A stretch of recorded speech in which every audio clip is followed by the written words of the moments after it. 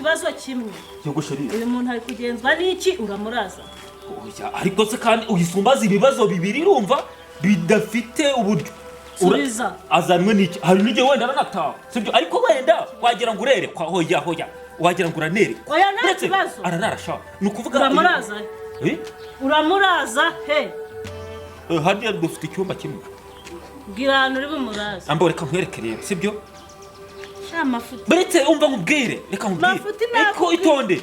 Okay, matura wenda nubwo wenda atari rinini cyane urumva ariko bya bindi tuzajya tubikora ku manwa nijoro wenda turarana. Oya byose baravuga ngo iyo byanze baravuga ngo niyo byanze ishoka ihatirira ariko Mafu itonde mabuja umva nkubwire ra reka ntugire ikibazo hari nige wenda ubundi oya itonde mabwire yi ni n'umukire ubundi umunyarwanda yaciye umugani ngo reka manze ni uri kuza gwagize ibintu byose ahatari umwaga agaho kuri kwavu keza sirabareni yego sha yazi n'imigani iyi toilette sorry iyi etage yanyu niyo hajyamwe abantu veni oya yarapfuye arazuka niyo mpamvu ntumugire ikibazo ngo ariko mwahuriye indera oya buretse gato imujyaze wawe mwahuriye indera oya n'umukire umuntu wambara n'izisitire reka umukire si ibifuka abitwaye oya ndakubwira umukire utwara imyenda mu mufuka baho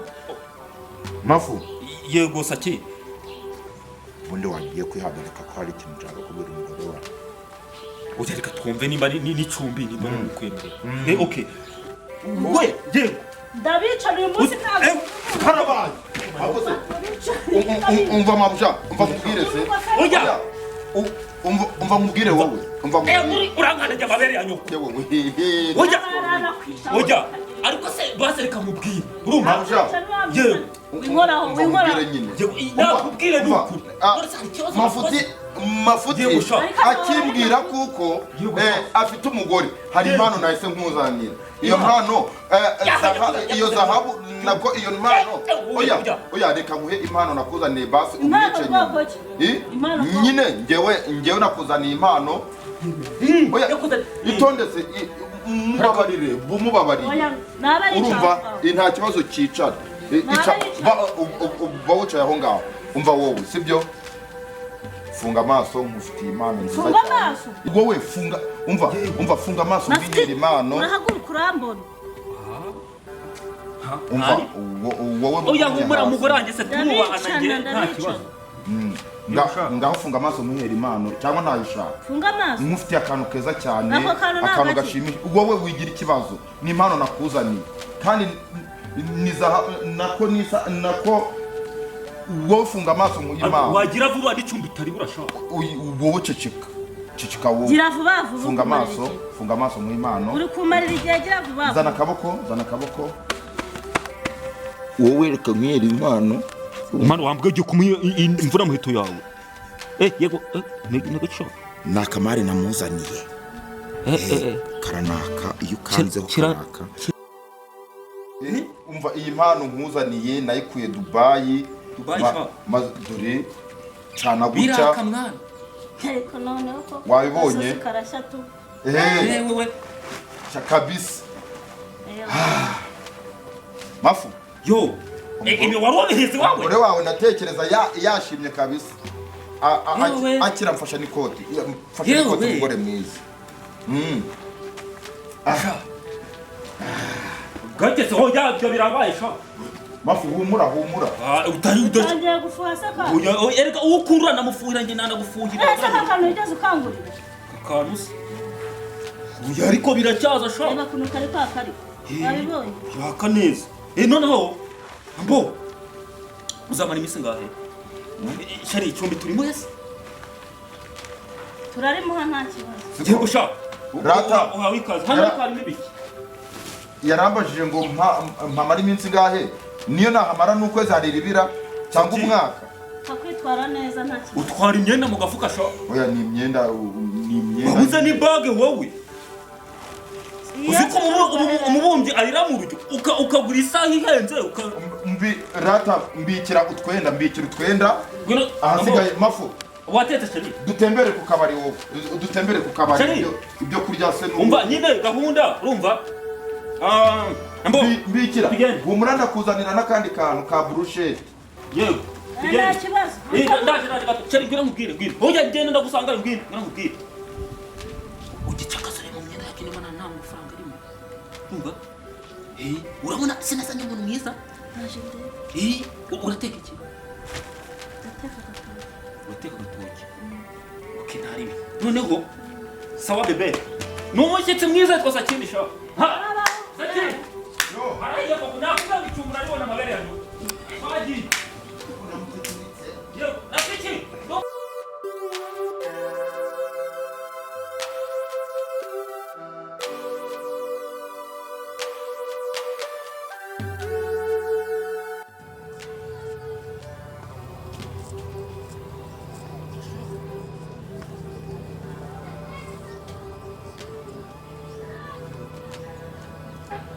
zamutaho ina ntambara ntago duherukanye sha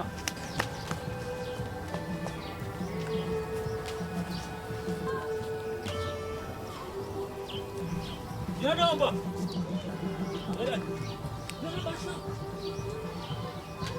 namba yanamba urabakugira sha yambebe Mafuti. yakuzaniye imari ubundi yo wagisha cyuma tariyo yo sha singabanganisha cyuma tariyo nakubwire rero ntabwo reka mubwire urumva nubwo ntazi ibintu by'ibiswahili cyane urumva jene nasarabura ninzi n'akantu k'agaswahili urumva hari agaswahili numvaga bavuga ngo kidore ngo kidore Agabanyicisha amatsiko. wajya reka mubwire buriya rero urumva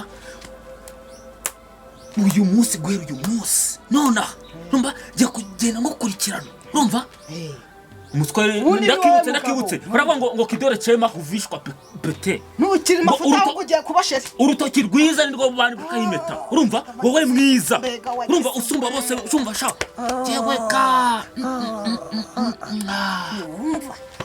urimo sha urimo kambwi akagatengera kavuga iki nagacaguwa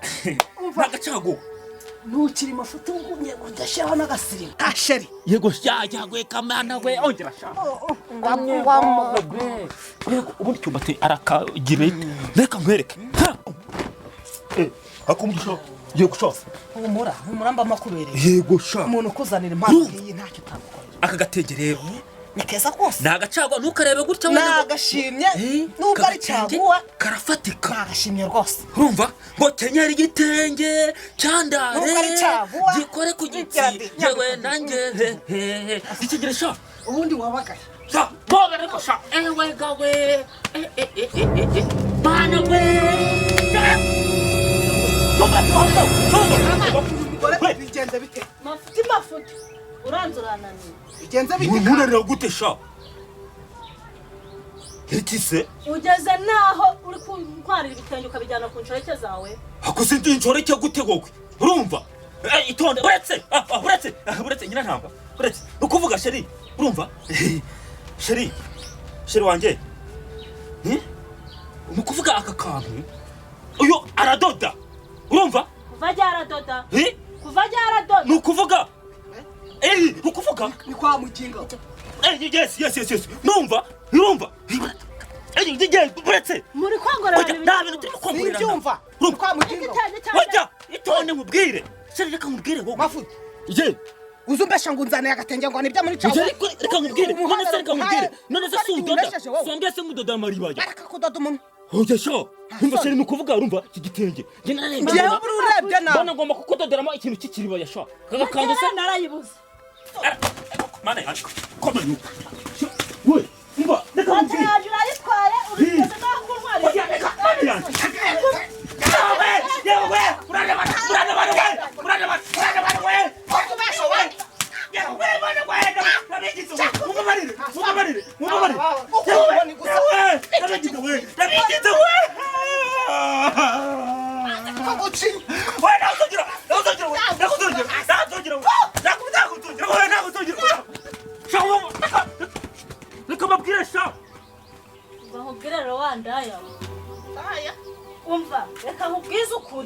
wakubiswa na nyoko Urumbati wawe wamufasha nk'imbwa birakureba imitungo yanjye ishire hano kingura kingura manze ndeba niba n'amafaranga mu nzu yawe niba udashaka ko nguhamanga ume mbona warenze kuri cyo mugabo wawe turagendana kuri cyo turagendana kandi isoni batarajya barayikuzaniye turagendana ukora najya ndawukura umusatsi nawe urawufite nanjye ndawukura ufite kugenda kingura ndebe ko amatara yanjye itari mu nzu ndakuvuga ngo umugabo waza hano ntamuhamagara kingura ufatira nawe igitabo cyanjye cyo nyiboneye hafi kingura ndebe niba amatara yanjye itari mu nzu yawe niba yasohoka sinyingura sima turawushaka shaka amatara yanjye igitabo cyanjye cyo nyigarurije hafi reka nza amatara yakoze gituzanira zanira amatara yanjye niyo nshaka nta kindi nta n'isoni imitungo yanjye bayimariye hano matera yanjye ndagenda nawe n'icyuma ariko Mafuti agenge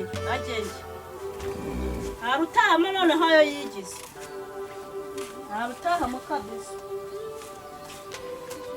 iyo matera wayibuze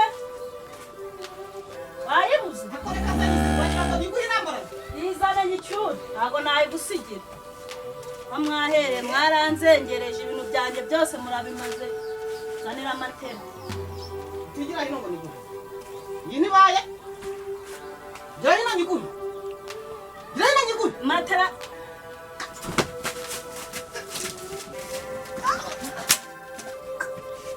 yuhaguma ngo guhe bene wanyu hasoni uteka umutwe n'umugabo wawe muza kunesha umutwe nk'aho barabahamagaye ekora n'ibyo nari ndimo gusa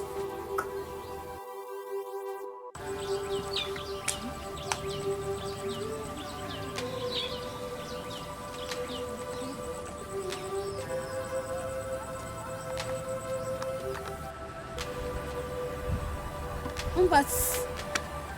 Ubangire hagarara ngire. Jewe.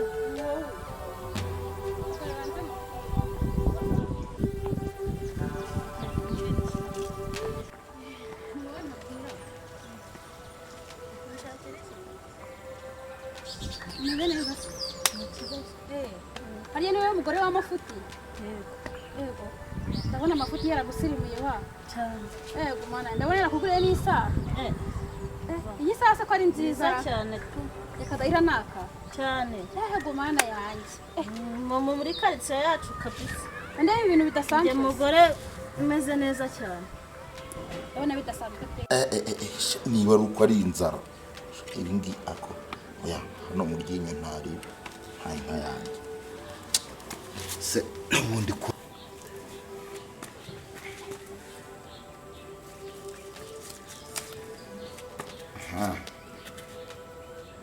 undi inzara igiye kuzanyica. Ndabona bidasanzwe pe. None se wanijeho nkambara nanjye nkareba ko yambera.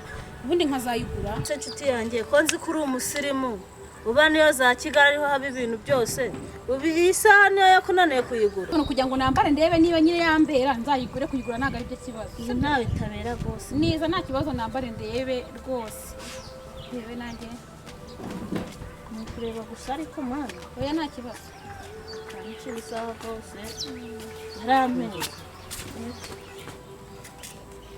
By'ibisirimu bihaye ko barajya gutogosa ngo baragura amavuta ngwinyanya ubundi ubuse byazashya ryari umuntu atacitsemo kabiri bo mu gihe bahari bagiye babiteka. Madamu Mafuti sinzi yo yagiye. Mafuti we uri Mafuti koko.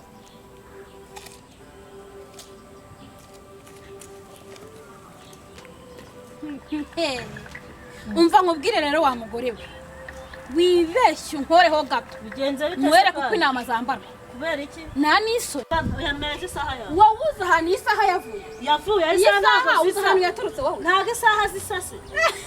Iyi saha nta muntu n'umwe muri iyi quartier no muri uyu murenge byonyine. Nta muntu n'umwe ufite isaha imeze nk'iyi. None isaha yonyine ku ruganda rwakoze amasaha niho hakoze. Iyi saha ni yanjye nta muntu n'umwe uyifite. Iyi saha nayivanye i Kigali. Iyi saha wayihawe. Ninde wayiguhaye? Isaha ntabwo wayihawe na Sakindi. Sakindi ntabwo umva mpereza isaha yanjye. Ntabwo ushobora kongera no kuyikora kuko byarangiye. umva sheri ntibishoboka rero buri iyi saha wayihawe na Sakindi irangegera yaje mu rugo irayinyiba usibye no kuyinyiba ahubwo yonyine yayigukuyemo none se Sakindi ndahirarana yendara n'isaha yayikwibye uraba yasa ageze mu cyumba cyawe wowe ufata yuko niba uzi neza wowe niba mu mutwe wawe harimo yuko isaha wayihawe na Sakindi umenye ko Sakindi isaha yiwe ndago nzomoga kukabimuba nundi vyogona ko ntuko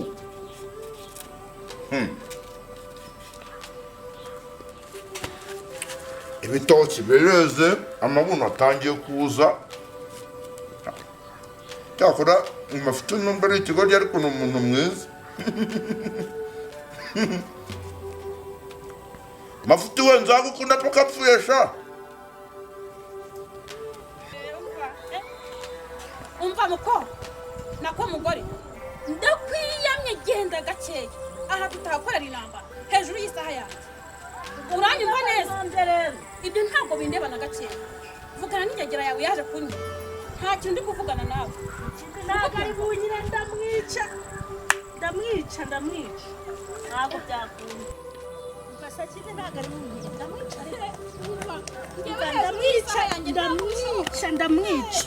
ingegera ngo Sakindi imana nyagasani nanjye ntari Imana iri mu ijuru iri funguro umpaye nturyeze uriho umugisha nkabona kubaha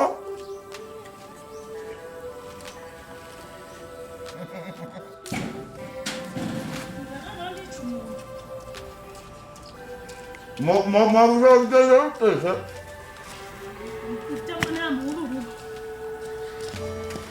Mama mwiza umva reka kiri igitoki hasi ngiye kubatekera utangura kubihekenya se iki cyaturutse he mu by'ukuri kiza kiyoberanyije ngo kinzane za amasaha umukobwa wa Rudomoro wamwibye ya saha unzanira ibijura no gute nzi maruja ko kimeze n'amatura mabi umukobwa wa Rudomoro mana umukobwa wa Rudomoro wagiye kumwiba isaha ibintu biba byagenze mumva nabuze nuko none se reka nkubaze ayise umujura mu muhanda abantu bose barakurura barahagarara ngo namwibye isaha reka twumvikane nyine mva nkubaze oya nta kintu twumvikana umvira mu rugo ugenda ntabwo mushaka n'ubundi namaze kumenya ko uri umujura umukobwa wa Rudomoro ahahira muri hedu ahubwo ndumva wowe uri ikigoryi mbaye n'ikigoryi hejuru y'uko umuhanda wose wampururiye ngo ni iki mva mubwire se mva mubwire oya w'inkoraho mva mubwire nyine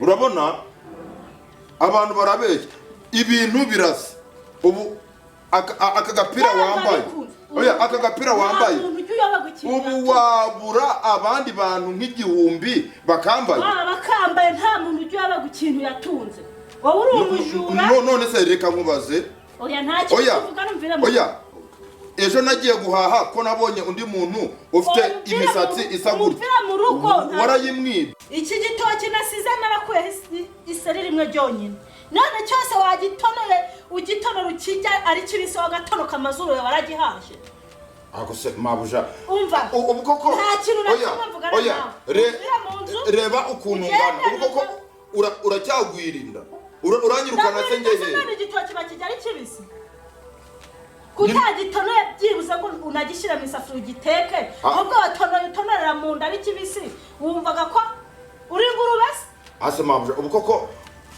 urabona inda yafatanye n'umugongo urabona kuko ngiye nahekenye igitoki umwanya umaze ugitonora ugihekenyera mu nda uwatetse ntabwo cyahiye umva ndagaswe mvira mu rugo wowe ni Mafuti mwese mujyane mu butare murabiba mugo kanza twose ujyane umvire mu rugo ntabwo nkigukeneye mu rugo rwanjye turi kumvikana ase mabuja wambabariye nta ngurube nshaka mu rugo rwanjye nose njyewe ni ingurube ko ndakabenzi njyewe ntabwo naba ingurube ni haramu ariko ubwo urabizi ko turi no mu gisibo koko Mafuti ntabwo nzana mwahuri ariko ibyanyu ndabyiga Mafuti se ko ari mushuti wanjye wamwihoreye we kandi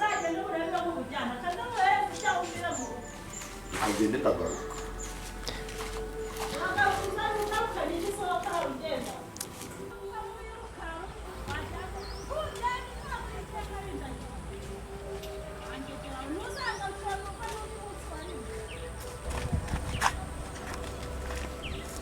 Sakindi wangegera.